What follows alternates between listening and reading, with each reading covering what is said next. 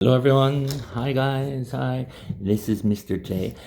Today we're talking about another Korean mini season. So if you look at the picture here, you could probably see it if you're good at Chinese, or maybe by what they're doing, you see what they're posting here.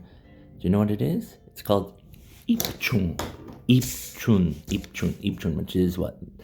The first of 24 Korean mini seasons, right?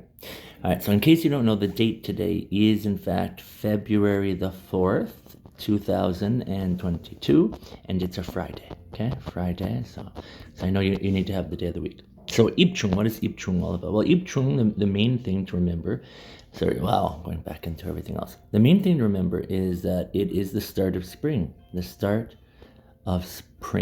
spring, right? Start, beginning, opening of spring, Chun, right? All right, and there's many things that people did in Korea for 입춘, but one I wanted to show here is, see, they put notes on their houses welcoming spring. Hello spring, right? 잘 왔어, welcome spring. So they put notes welcoming spring, and they had a custom of checking the roots of barley plants. They would look at the roots, and depending on what the roots look like, they could decide what the farming would be like for the next year. Also here, checking barley roots. I'll just write that out here, number 2. Number 3, they would eat lots of wild greens. They would eat lots of wild greens. If you don't know what wild greens is, that's okay. That's our word of the day. So, start of spring, they would look at barley roots and write it here. They would write down notes. I'm writing it in Korean. Notes on the doors welcoming spring, and they would eat wild greens. Okay. So yeah, 입춘. In English, I don't know. I've seen it written many different ways. You probably 입춘, I've seen it like this, or even 입춘, right? It doesn't really matter how you write it. Because anyone who knows about this will probably be living in Korea and can read Hangul maybe, all right?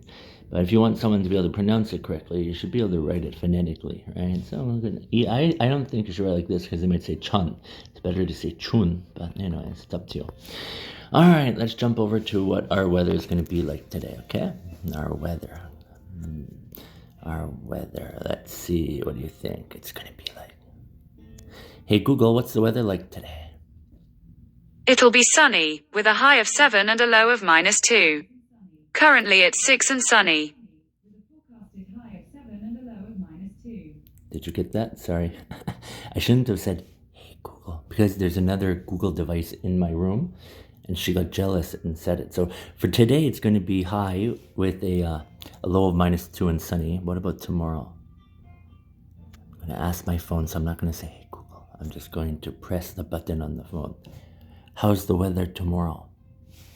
It'll be mostly sunny, with a high of 4 and a low of -2. All right, so it's about the same. No big difference or anything, all right? So, all right, I told you the word of the day is wild greens, right?